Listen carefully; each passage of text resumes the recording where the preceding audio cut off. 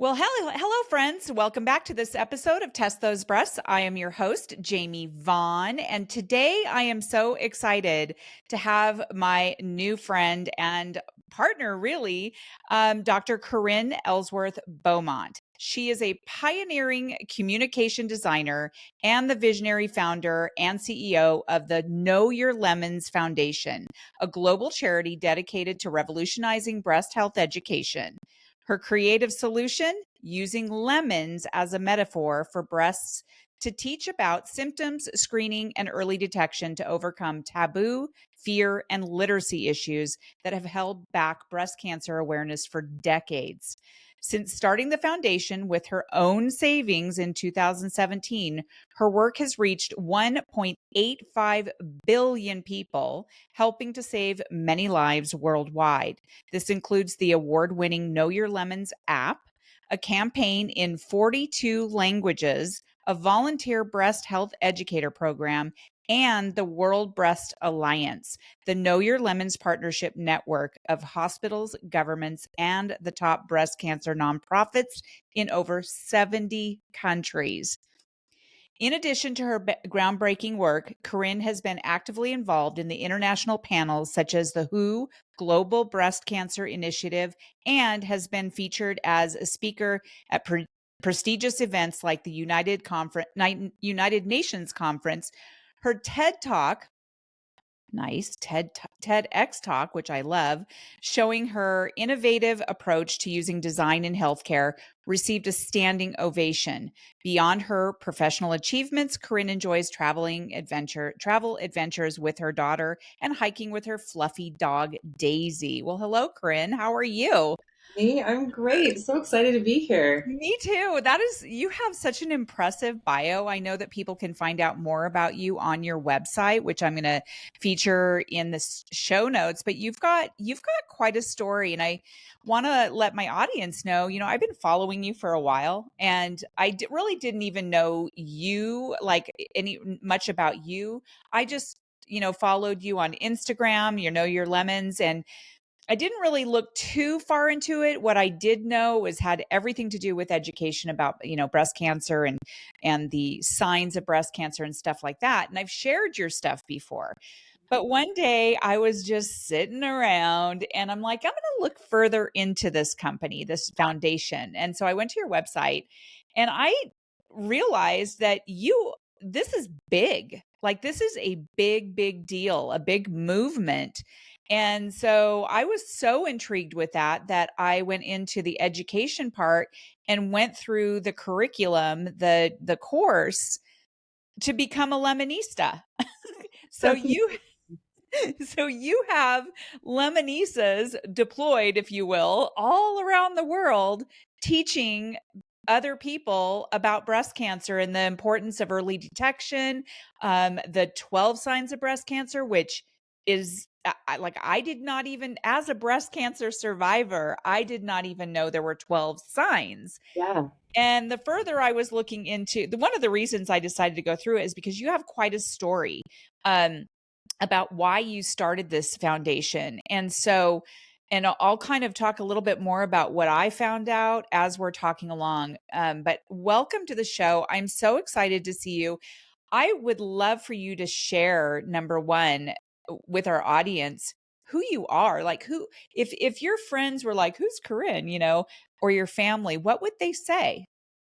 So I was born and raised on a potato farm in Idaho, and have very creative entrepreneurial parents. So my dad is a farmer and he also invented these machines for dairies.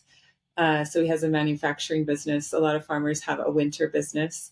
Because you can't farm in the winter in Idaho. And then my mom is a musician, so I grew up with piano lessons being taught from after school until the evening, nearly every day. Um, and so I think growing up, in the countryside, there's lots of room and space to explore. I was really raised with this entrepreneurial mindset and um, thinking that you can kind of do anything. So uh, that that is really useful when you're an entrepreneur to be able to have kind of that sense of, well, I'm going to try it out and see if this works. So, um, and I ended up uh, getting my master's in graphic design. Uh, and as I was starting that program, is when I lost my grandmother to breast cancer. And actually, that was the second grandmother I'd lost to breast cancer. My dad's mother graduated this life when he was 12, and he was the middle child of 5 kids. And that, obviously made a big impact on his life, and that has knock-on effects. So I never met my paternal grandmother, but I knew my maternal grandmother.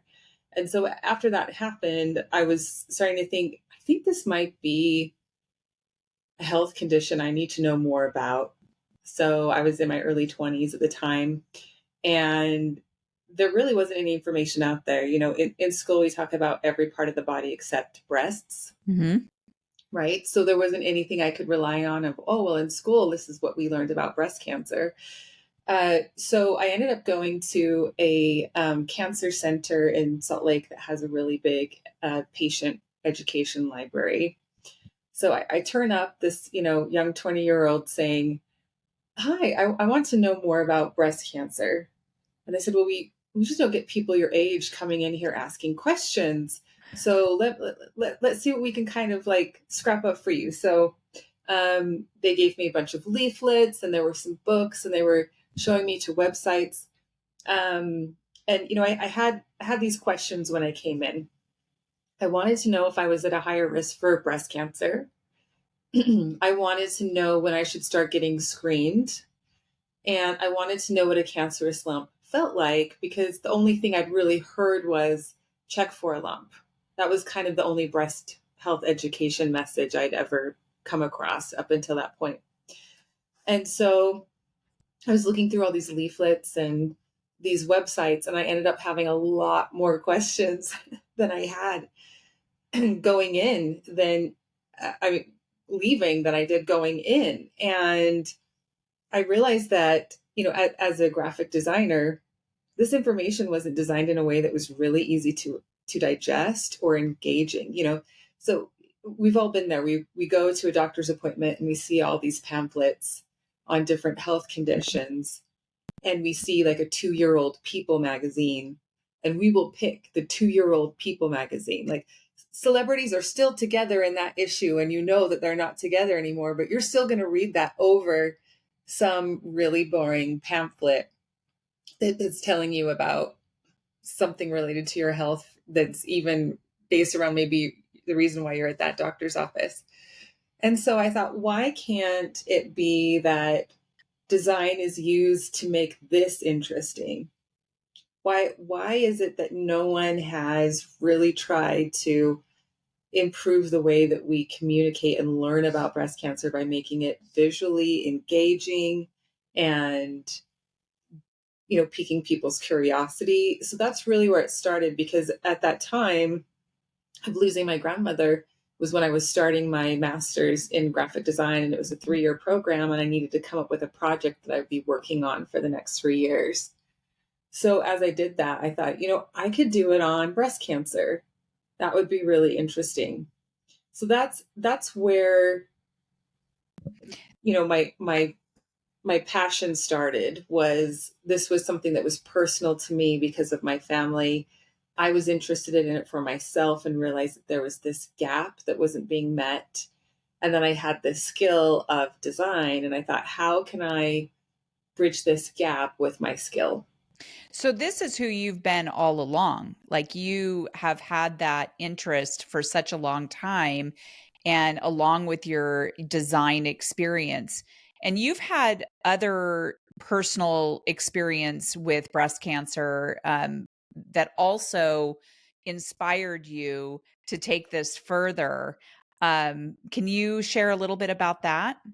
Yeah. So after I finished my master's degree, and I'll kind of explain how I came up with this lemons idea. So for those of you listening, the work I do is very visual. So I would highly suggest going to knowyourlemons.org to see what I'm about to talk about, because it will make a lot more sense. And I'm sure this will be in the show notes. But um, in order to, so there are a couple barriers that keep people from engaging with breast health information. And it's the reason why we don't talk about it in school. Number one, breasts are associated with sex. So there are all these taboos around talking about anything dealing with breasts.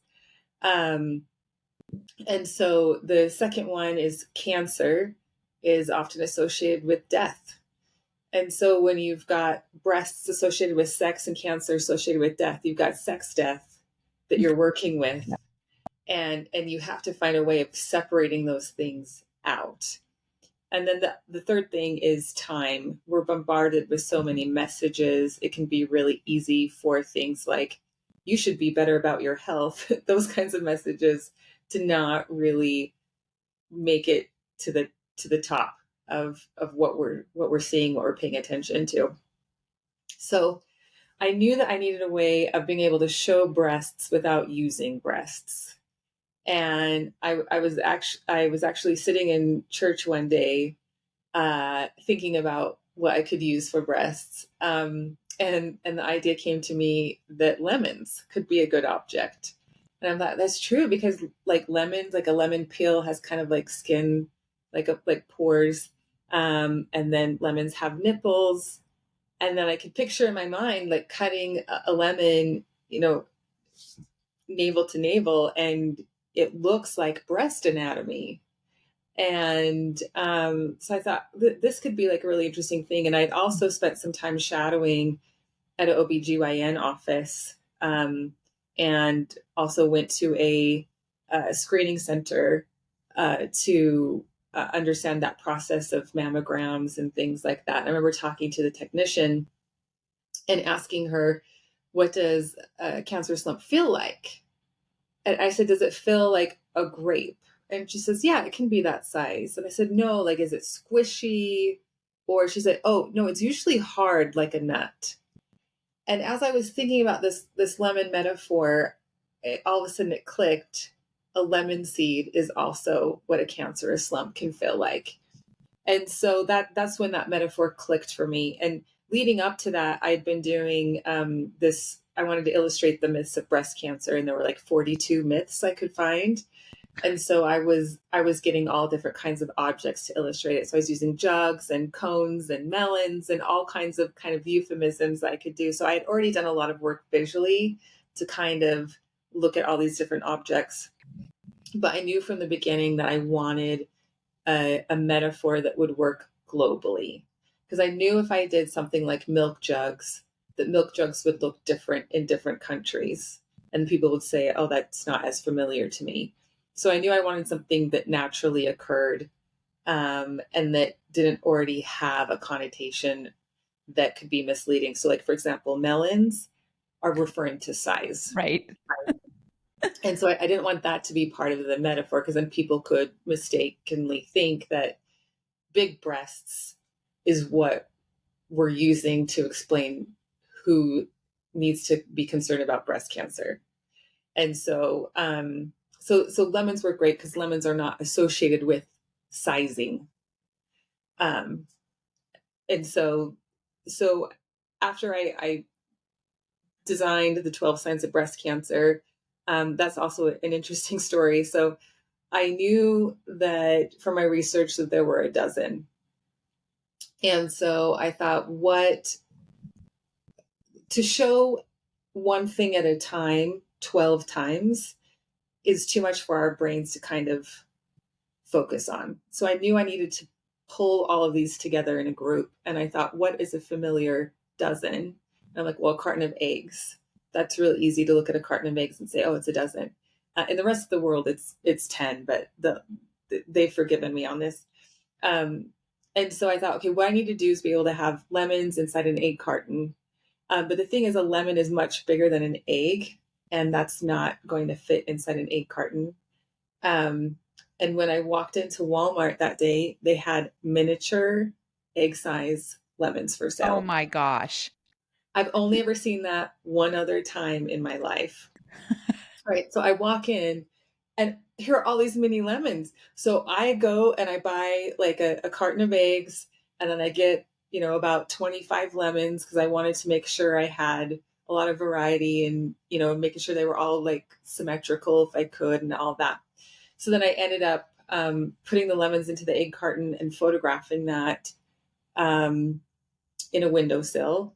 And that image that I took a picture of with the best camera I could in 2001 is still the image that is being used today. It's been modified and adjusted over time, but that's the original image. So after I designed that campaign that showed the 12 signs of breast cancer, I did visuals using lemons to show anatomy, different things like that. Then that's when I ended up deciding to move to the UK to get a PhD in global communication. Um, and and after I finished my PhD, I was teaching entrepreneurship at a university in London, and then that's when I lost my childhood friend to breast cancer. And I just thought, I can't let this be a project anymore. This needs to be a charity, and I need to focus my time on this and really work on how can we get this campaign out there, because the symptoms I had shown on the 12 signs were symptoms that my friend had that she didn't know to report. And so I thought, if I can't even educate my friends fully, um, then what good is all the work that I've done to build this? So that's when I decided to quit my job and use my savings to start the charity full time. I had just been through a divorce and was raising an 18-month-old. So you would think none of this was great timing to leave your job, but I just knew that I had to take that leap of faith and get this going.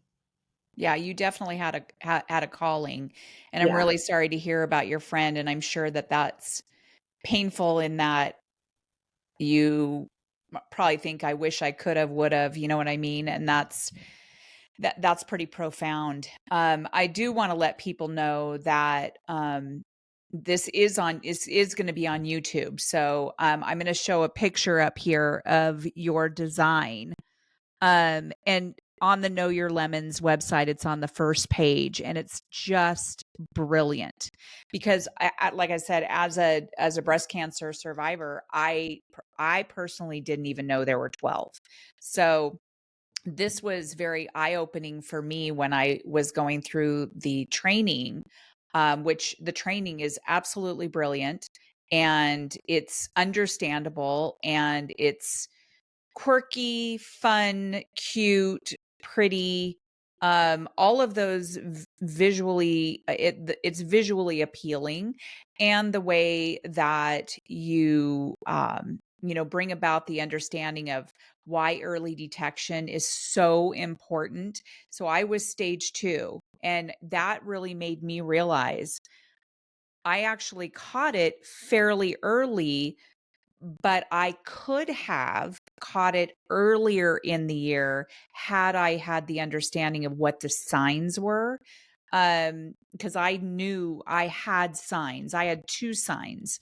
And so anyway, that was just really, really fascinating to me to be able to learn that. And as you know, with this podcast, I really try to educate people on early detection and making sure that if you feel something that seems off or looks off, to make sure that you're going and getting it checked right away. And it's not like you're going to be a hypochondriac or anything like that. It is important to go and get that checked out.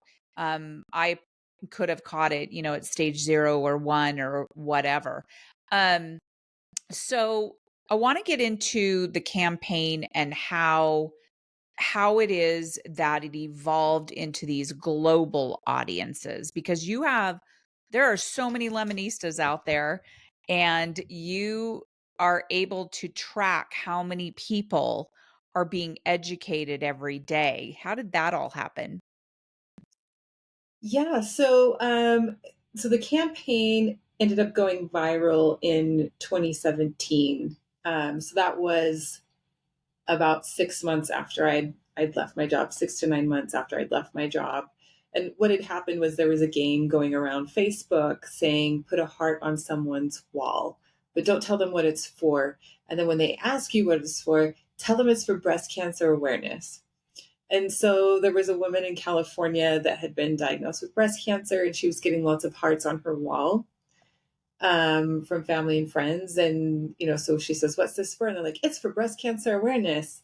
And she's like, so she decided to do this public post responding to her family and friends saying, you might have noticed I'm not putting a heart on anyone's wall. And the reason for that is hearts do nothing for breast cancer awareness. She says, I knew I had a symptom of breast cancer because I saw an image like this. And she shared the 12 signs of breast cancer image I designed. And it got like 60,000 shares in a week. Wow. And the press watches to see which public posts are trending. And so there was a small magazine that ran that story. And then there are media outlets that look at smaller media outlets to see what stories are trending with them. And then what they do is they replicate those stories. So they kind of grab that article, they changed the title, they changed the author, and they hit print. So no one had ever talked to me. So this first story that got shown was not actually that accurate because they were kind of making some guesses and things like that. And so it was really interesting to see kind of how the press and media works, is that actually no one was coming to me to ask things until it got to the big networks. So like the BBC, they don't copy someone's article. They do the interview, they do their diligence, things like that. And then so, CNN talked to me, some press in Germany, etc. So that was really eye-opening to kind of see who does their homework versus who just copies other people's articles. Yeah, I think it's called circular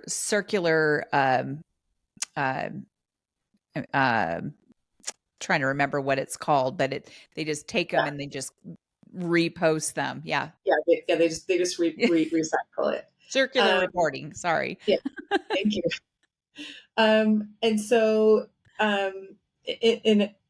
so for about 3 weeks solid, I was getting inundated with interview requests and, things over email or people wanting to talk to me. I appeared on BBC Breakfast, which is like the equivalent of like the Today Show. Mm-hmm.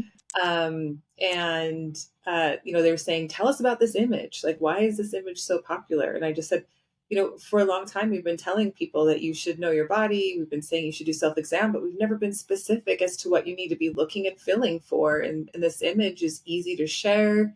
It's not a generic, do your self-exam, pink ribbon type of thing. It's actually, quite useful and specific. And so it was getting shared a lot because people are like, this is new information and this is interesting. And I want other people to know that. So because it was so sought after, then I could start to see it getting passed on to other countries. And so one day I'd have people asking me questions from Peru, and I'm like, oh, the campaign's trending in Japan right now, and you can kind of see it kind of move through.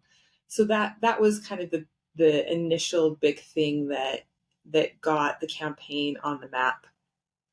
But people didn't know that there was a charity behind it. They were just liking the image and sharing it. And so that was how that kind of initial popularity began. And then I was having requests to have it in different languages.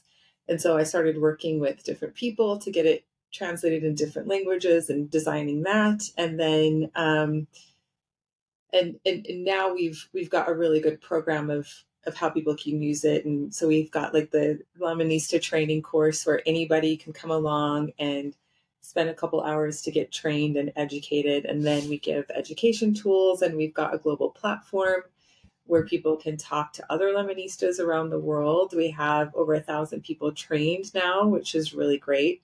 And that's all about grassroots efforts and and people kind of putting that in. And then we have our World Breast Alliance program, which is we work with organizations to help them expand their ability to educate in their communities. So what has happened traditionally is if an organization, for instance, maybe they do like breast cancer patient support. So, after treatment or during treatment, survivorship, those kinds of programs. And they say, okay, well, we want to also educate people who haven't had breast cancer. So they'd have to come up with their own materials, their own PowerPoint presentations and processes. And we're like, we've already done that. We just want you to use our stuff. So Mhm. organizations can use this for free when they become a partner, and then partners will say, hey, we need this in Swahili. So we say, okay, great, let's go find funding so we can put this into Swahili, and then we work with them on that. Right now for our app, um, rewinding a little bit, telling you about these were the questions I had going into that education center. um, what I did is I designed an app that answers all of that stuff. So it helps you know when you should be getting screened and what tools you should be getting screened with. What you should be doing to test those breasts, and it also sends you reminders of when to do self exams because we know a lot of times we just forget. And then it also walks you through step by step of what you should be feeling in each part of your breast, like what is typical, and then explains what you can do to prepare for a mammogram. All of those things all in one app. So everything that you need to know to get started is going to be in that app. And if you notice a symptom, it's going to guide you on how to talk to your doctor and what you can expect for testing, that sort of thing. And we've had so many women that have said, I saw that image and that's what helped me know 2-3 years later I noticed this change and I remember those lemons. It's a really memorable image. And now we have this app that supports women and men in being able to look after their health and being able to understand what they need to be doing because men can get breast cancer too. Right. And that was one of the questions I wanted to ask is how has this impacted men? Do you have anything to measure that on? Yeah. So, one of the things that we hear, and this is with our workplace programs, this is called Know Your Lemons at Work. And companies typically in the US will have a budget from their insurer if they employ about 250 people or more to have health promotion budget. So their insurer will reimburse them for health promotion activities. And so we have this Know Your Lemons at Work program that companies can purchase for their employees.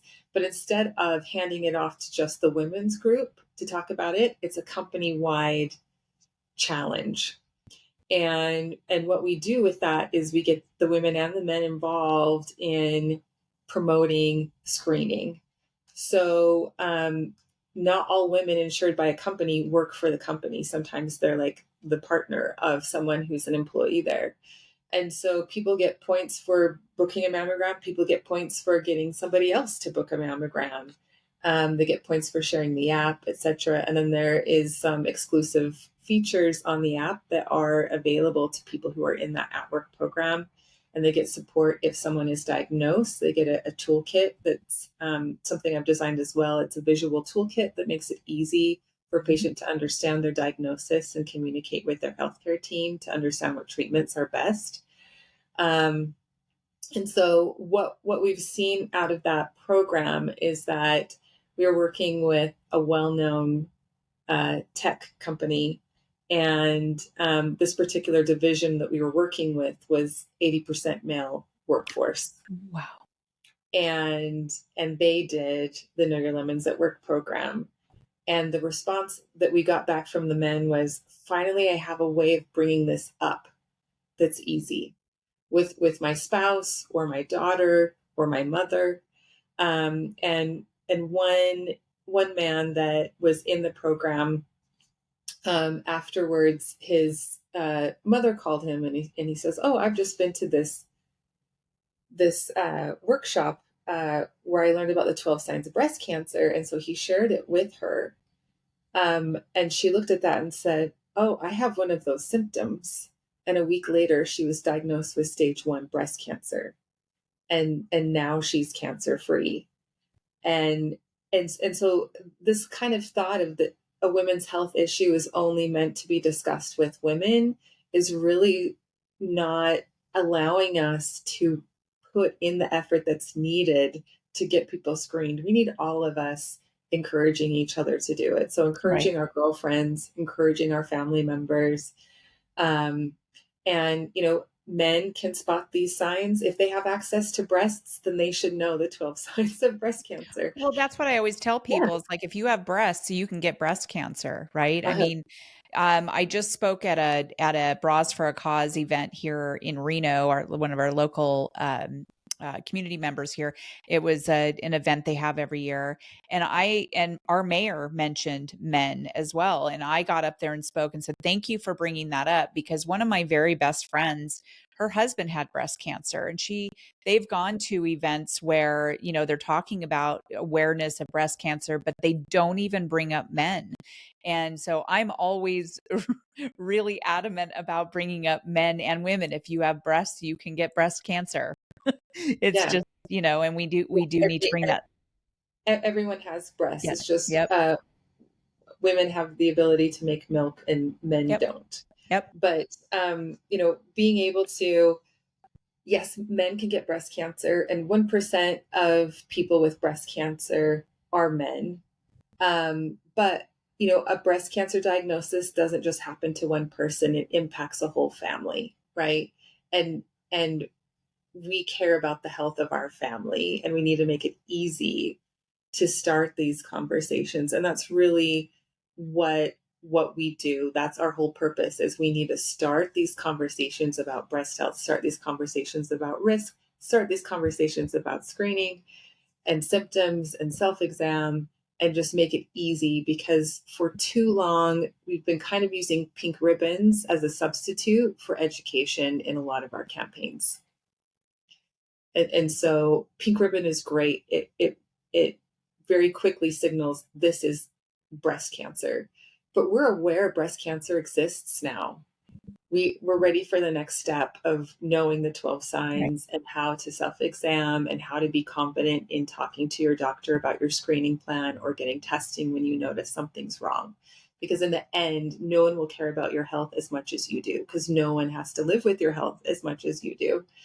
And being able to be empowered with the information to know how to take care of yourself can mean everything. Well, and yeah, I like that bigger picture. Like we know it's there. And now it's time to get down to the nitty gritty of, because even before, so I knew a lot about breast cancer before breast cancer, but it's amazing how much more I learned that I should have known when I went into my treatments and into my surgeries and things like that, why I was getting ultrasound because of my dense breast tissue. I just learned so much more. And so, which is one of the reasons I started the podcast in the first place, is I wanted to bring more awareness about early detection and what to look for. So when I ran across Know Your Lemons and really started looking into it, I thought to myself, wow, that is this organization is the perfect organization for me to marry with my nonprofit, and so that I can bring more awareness. I immediately, Corinne, I want to let you know, reached out to Nevada Cancer Coalition here in Reno, and we are in talks with having, hopefully, maybe at some point, having them become a partner with the Global Alliance partnership, or whichever one will fit them best. And even she was like, you know what, if we can get more, because there's no Lemonistas besides me here in Reno. So I want to get more. And we were thinking, wouldn't it be great to get more in our area that speak other languages, so we can reach more of those marginalized, populations and teach those classes. That being said, I have been asked to speak in front of a Rotary next week. And before I even really got into Know Your Lemons, I was going to go there and speak about my story and the podcast and things like that. Well, now I'm going to be bringing them the Know Your Lemons, the curriculum, the PowerPoint and things like that. So I'm already doing my first one in a week. Excellent. It's so exciting. I know. And then on top of that, I reached out to our local television station. I was on there. I've been on there a couple of times, but the first time I was on there was 1 year ago, October 31st. Spoke about my story and the podcast. I wasn't a nonprofit yet, but this year I have some updates, so I will be on there again on the 31st, and I will be speaking about my the updates to the nonprofit for Test Those Breasts, but also I'm going to be speaking to them about Know Your Lemons. So wish me luck. I just think it's such a Me perfect too. partnership Oh, because it's I'm so all about education. So I want to ask just a couple of more questions of you. How do you measure how many people you have impacted around the world? Yeah. So through our partners and our Lemonistas, after someone teaches a class, so for example, after you teach the Rotary class, you'll be counting how many people were in that room. And then afterwards, you fill out a quick little online form, and then that goes onto our map instantly. So you will see those numbers change in Reno. Okay. That's how we measure our impact. And then we also look at the number of people who are using our app and people who are visiting our website. And then we have a um, tool that we use online that anytime someone mentions Know Your Lemons, it can estimate how many people have seen that. And that's how we're like tracking the 1.85 billion is we know what's being mentioned online and the size of audience that each of those messages are getting. So that helps us measure those numbers as well. But we're really interested in what volunteers are doing to like do that community outreach. So far this year, Lemonistas have taught over 30,000 people in person. Wow. Wow. Okay. So do you have people who do it? I'm assuming there are people who teach them also online and things like that, like on Zooms. And okay, so that's great. Um, Super brilliant. Super brilliant. I love that you can track how many people you have impacted. I did notice I was looking at the map because I wanted to know where there were some gaps and where I might know people who live in certain places. Like for example, Brazil. I noticed that in Brazil, I didn't see any Lemonistas there. So I One educator in Brazil. okay, one. So I was thinking, how can I reach people that I know who have either lived in Brazil or know people who live in Brazil. So I put on Facebook, hey, who knows people in Brazil? And of course, they're like, oh, I know people if you're going to travel there. Well, I'd love to travel there. But what I'm really looking for, I sent them all private messages, is that I'm looking for people to help educate about breast cancer through this Know Your Lemon. So I've got some connections so far, and Oh, I'm that's going to pull them into the website and help them learn more about it so that maybe they can get more Lemonistas in that area. That's great. And right now you've just demonstrated the power of visuals Yeah, because we're visualizing our impact on the map. You can see like where there are some gaps. You say, hey, I think I can help fill in this gap by just reaching out to my network. And for sure. so really that's what we're about is we're here to visualize what we need to do and visualize the symptoms, visualize our impact, and then invite people to join. So we also have our Know Your Lemons at School program, where we provide teachers with lesson plans for them to teach in their classes, and the students have the assignment to go home and start the conversation with their family. I love Mom, it. you've been getting your mammogram. Mom, what is our family history when it comes to cancer? Dad, you know what, what's available with our health plan, like those sorts of things. So being able to start those conversations with family, and then those students have that knowledge for a lifetime.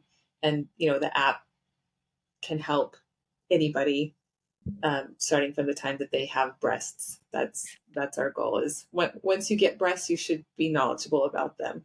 For sure. And I like you have such a outside of the box you're an outside of the box thinker. I'm an outside of the box thinker too. So when I was, in my journey of learning more, um, I'm a retired school teacher. So I Oh, taught middle and high school. So I know a ton of teachers and administrators in our area.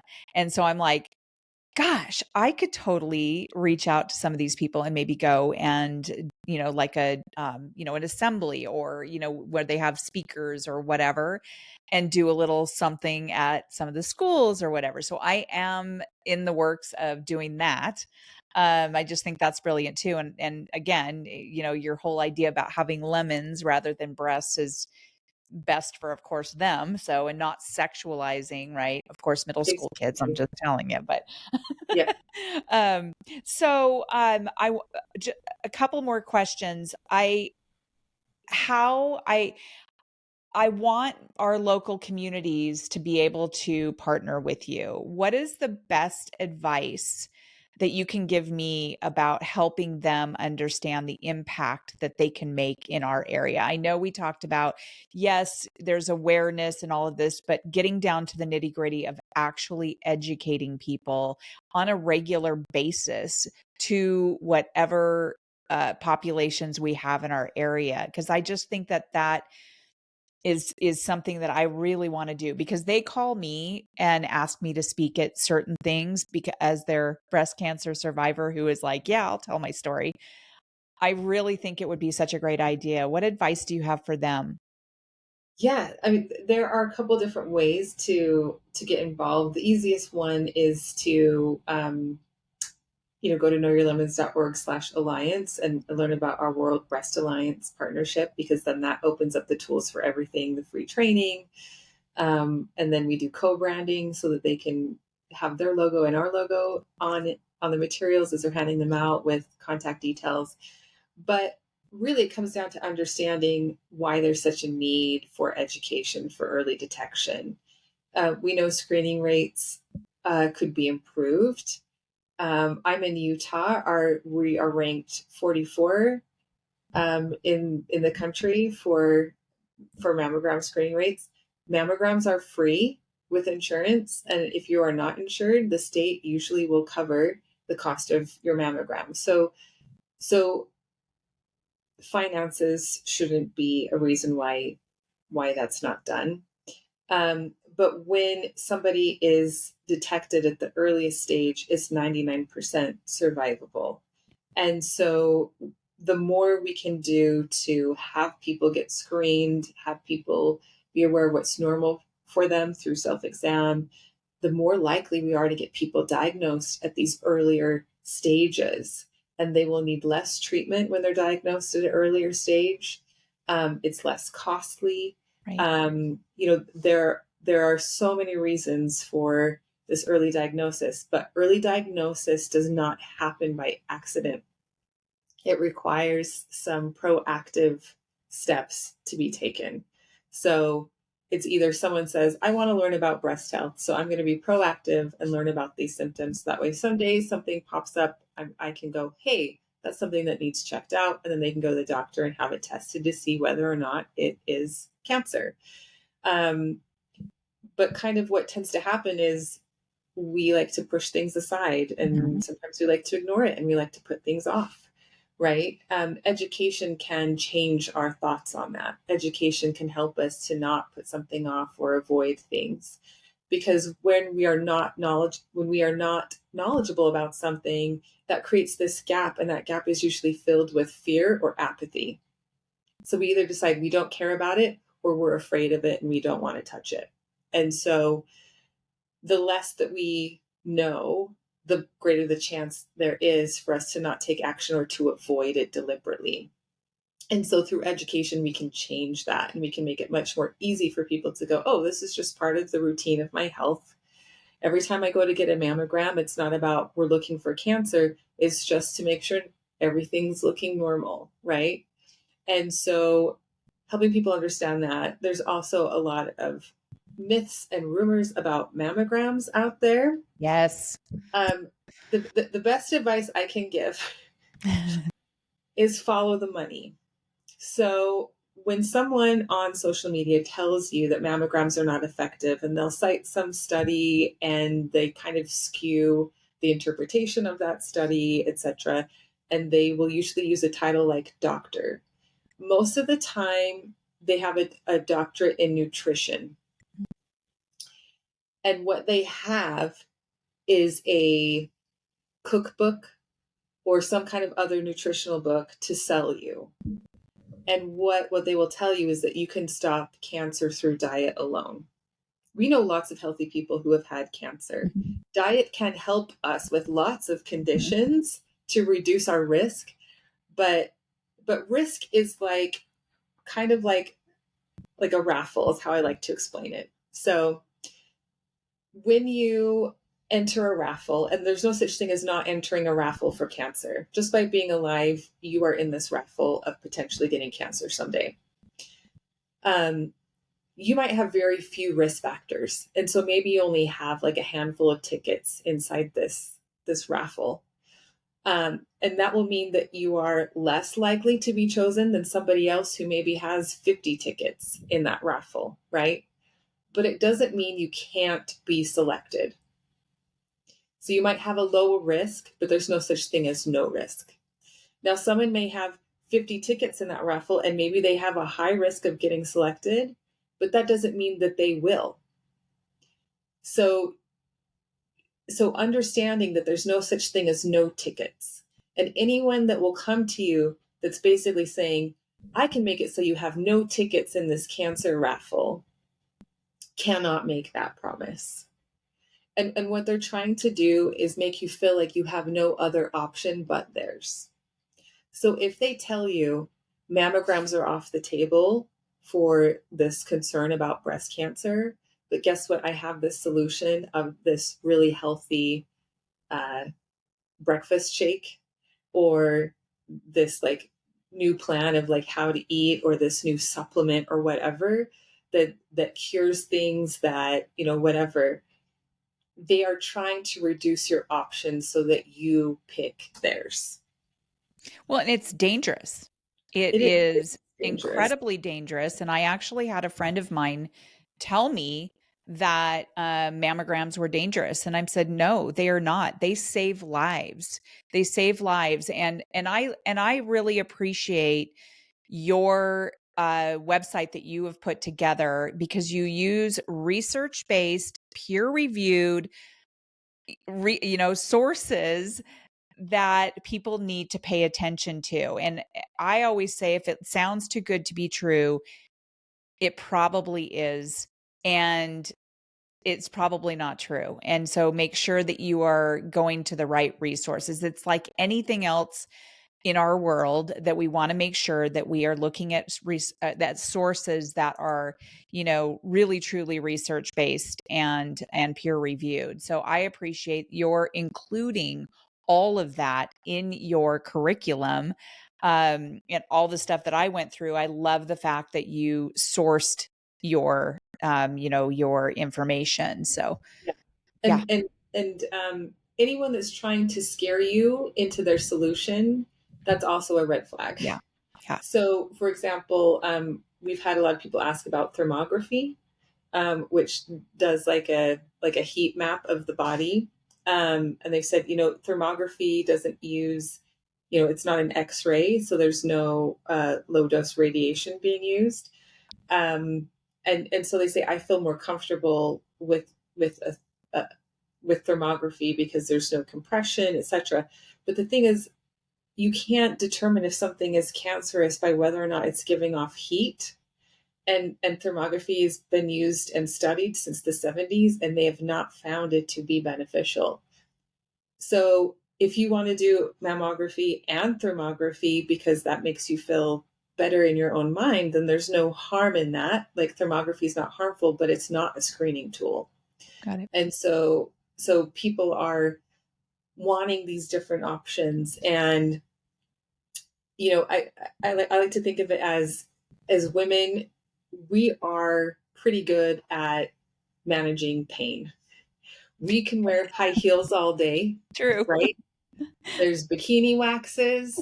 There's, childbirth. There's all kinds of things, Lip right? injections. Right, like Botox, like all of that, right? Like I have never had a mammogram that was more painful than any of those other Right. things. And so, if you can wear heels all day, then you can handle a mammogram for 10 seconds. And so, there are ways to make a mammogram easier. One of them is if you're menstruating, you should get your mammogram a couple days after your period ends, a couple days after you stop bleeding, because that's when the hormone levels are going to be the lowest in your body and less likely to make your breasts tender or sensitive. So when you can schedule the timing for that, and the mammography center will usually ask you when was the date of your last period. They don't tell you why they're asking you that, but that's because they want to know if they are getting an image of breasts that are in the last half of the menstrual cycle, when things tend to be more tender and swollen and temporarily Mhm. lumpy. And Then they should tell you. I mean, I yes. feel like that's something like when they ask you that, that should be something that they say, here is why we're asking. And And I'm not sure the person asking the question actually knows the answer why they're being told to ask you that. we should make Right. sure they So, know. yes, they should become a Lemonista. Yes, they Um, and like the Know Your Lemons app has a period tracker on there. We do not collect any health data. That remains on your phone. When you delete the app, all your health data is gone too. We are not saving a copy of that anywhere. Um, and it will tell you to do a self exam a couple days after your period ends if you're menstruating. And that's also the ideal time to be scheduling a mammogram. You can also take ibuprofen like a half hour before, and that can help with any kind of issue you have. But the best thing you can do is talk to your mammogram technician and say, "Hi, I'm really concerned about pain. So can you be extra careful with me," or whatever? Because just communicating, "I have this concern," can sometimes make the experience better.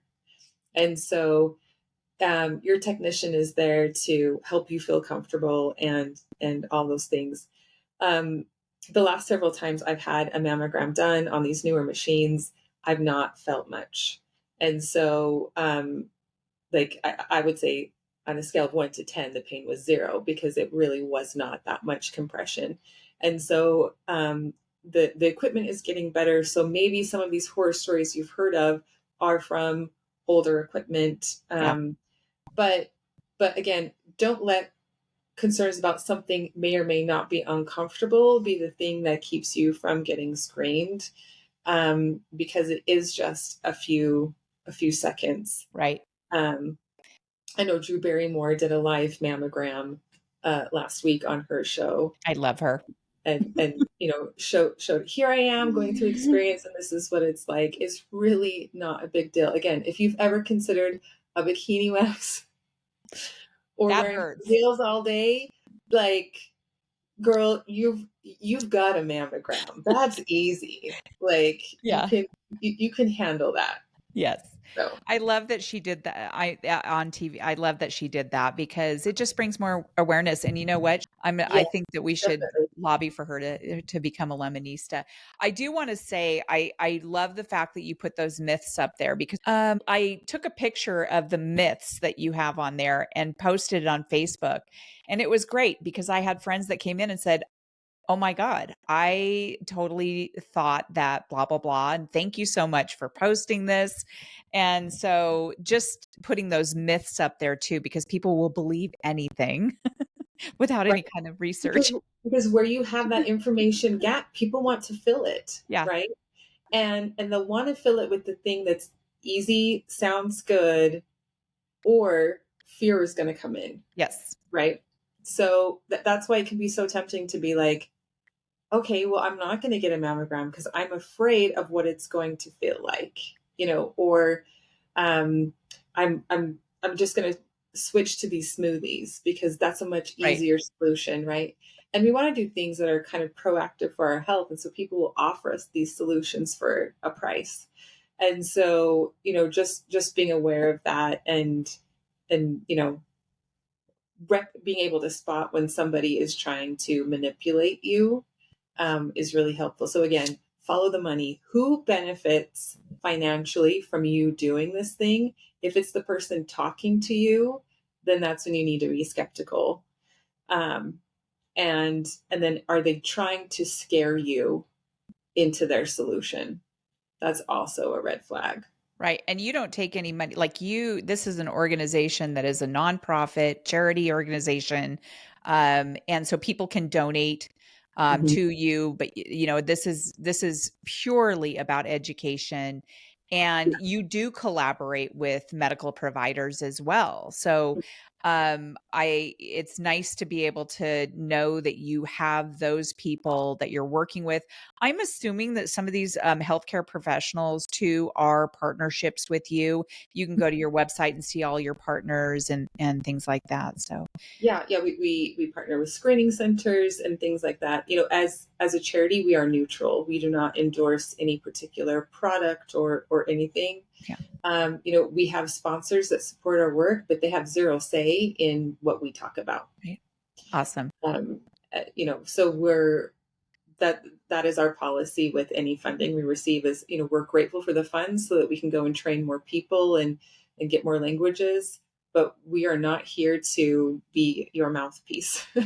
So, Well, I would like to buy those earrings that you're wearing because those are oh, pretty thank cool. you. These were So given to me by a friend. She had them made. I So, love it. I want to get some of those made because those are things. So, to my audience, if you're not seeing this, she's got these really cute lemon earrings with a little pink ribbon on them. They're just adorable. So, what's next, Corinne? What is like? Are there any future plans to build on this organization? I do want to ask you one in particular. I have a lot of survivors that I follow. Like I'm on Test Those Breasts Instagram, and I have a lot of people that I see. Okay, and also on Facebook, the support groups for people who have, say, gotten a mastectomy and implants for reconstruction or deep flap surgery. I would, I'm trying to find out more about how those people get screened because after like I had deep flap and I can't get mammograms anymore. So if anything, I have to get like ultrasounds. Is there any type of education that might be out there at some point about for those people? Because we know that just because you had breast cancer and you are no longer, you are considered disease free, that you can't get it again. So we worry. So people like me, I worry I don't spend all my every waking moment worrying, but I do worry about how am I going to know if I have breast cancer again because I don't have any future screenings that are automatically that I have to do. Does that make sense? yeah, yeah. So everyone's aftercare is different, and so that's called a surveillance plan. And so understanding what your surveillance plan is something everyone should be working out with their individual doctor. But that would be a great area to look into to be like, is there some education we can build around this to make it easier for patients to start that conversation with their physician? Everything we do is about here's what you need to know so you can talk to your doctor about it. And, different doctors will be more knowledgeable than others, right? So, like a primary care physician, they need to know a little bit of everything, but they don't know a lot about everything. And so, talking to a doctor about screening, they might know kind of the basics, but we can give you a lot of information to help flesh out those conversations in Right. more detail. Um, and so, yeah, that would be really interesting to include that. Right now, we just have if you have a mastectomy or Right. not, and that's how we're basing the screening. So, what we do is we wait for an organization to make recommendations for screening, and then we communicate that. Okay. So I'll have to look it up and see what if there's new recommendations out there for those particular kinds of reconstructive surgeries. Um, and then, as far as what's next, we're expanding the app to more languages. If everyone who listened today downloaded the app, that would be amazing. It's free. It's award winning. We've been named the top 5 health and fitness app many times alongside Apple and Nike. So our app is good. and it really does cover everything that you need to know. And so we have our workplace program. So if you work in a company that employs 250 people or more, chances are our program will be covered for free under your company's health insurance, and you can save lives at your company by just introducing us. So you can reach that at knowyourlemons.org/@work.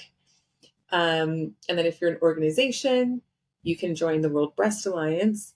If you're just interested in being an individual and contributing to the work we're doing, there are two things you can do. One is you can become a Lemonista like Jamie, and you do that through taking an online course that is free. You just go to knowyourlemons.org/Lemonista. The other option is to be an ambassador. So, what ambassadors do is you help amplify our messages on social media or in your community. So, maybe you'll go to your local high school and say, "Hey, I'd like to talk to the health teachers and let them know about this Know Your Lemons lesson," or send them an email, or we do fill it on the first post on the first day of every month. And our ambassadors will help promote that content. Sometimes they'll make their own thing that they share. Sometimes they're just resharing in their stories the posts that we've put out. Last week, Jenna Fisher from The Office shared her story of how she had been diagnosed with breast cancer last year and had finished her treatment. And her story was, please get screened, please do self-exams, please know your body. And we're like, and share our stuff. Please share the total science. Right. So what we did is we asked our ambassadors, can you go and just tag us on her post? Can you go and DM her? Because if we have a bunch of people all working together to help spread messages, we can do a lot. So that ambassador program is like a really light way of getting involved, where maybe you're not feeling like you want to quite teach people in your community, but you want to help spread the word. Like an ambassador is a great option too. So I am a Lemonista. I am an ambassador because I share things, right? So I Mm-hmm. shared all of the signs of breast cancer yesterday, or on Lemonista Day, or Know Your Lemons Day. Women's Day. Yeah, Uh-huh. that was great. So that was on that is that always on October 12th?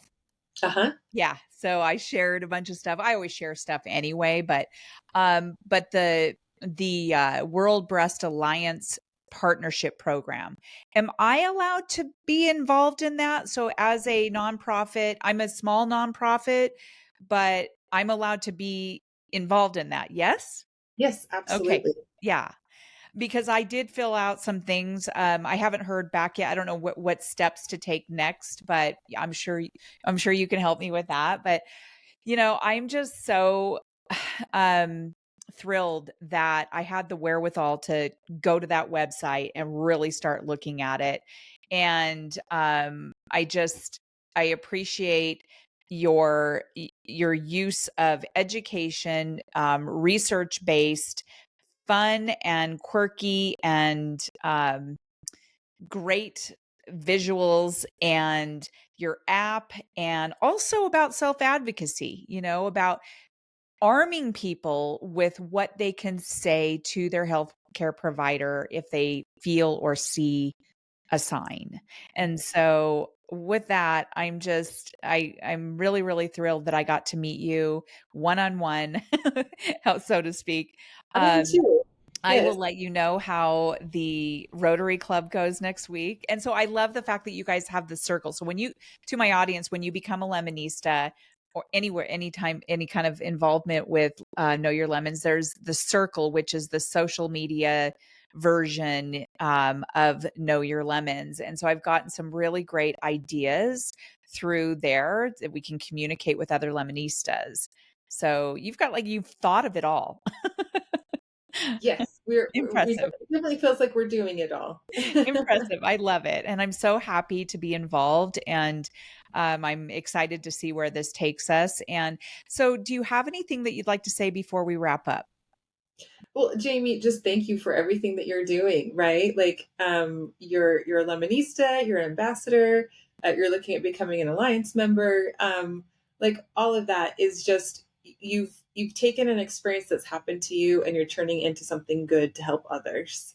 And this is how we beat cancer. This is how we change things, because it's going to take some time for us to find a cure for all the different types of breast cancer that are out there.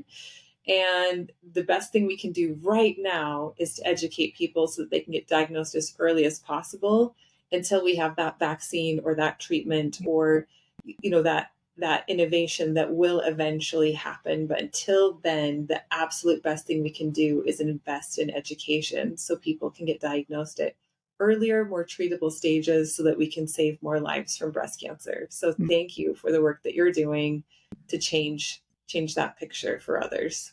You bet. And I'm excited to be part of it, not because I had breast cancer, but that I get to talk to people like you and healthcare providers and other survivors, to be able to bring that education. So thank you too. And I wish so much that I could have you right by my side on October 31st on the news, but I'm going to remember that all of this, what we talked about, so that I can bring awareness to our own area. So to my audience, and to Corrine, thank you so much for everyone just joining us on this episode of Test Those Breasts. And as usual, those of you who are listening, please, please, please go to your favorite platform that you're listening to this on and rate and review. It always brings in more audience. It just makes a huge difference all over the world. So thank you again. And we will see you on the next episode of Test Those Breasts. And by the way, know your lemons. Bye.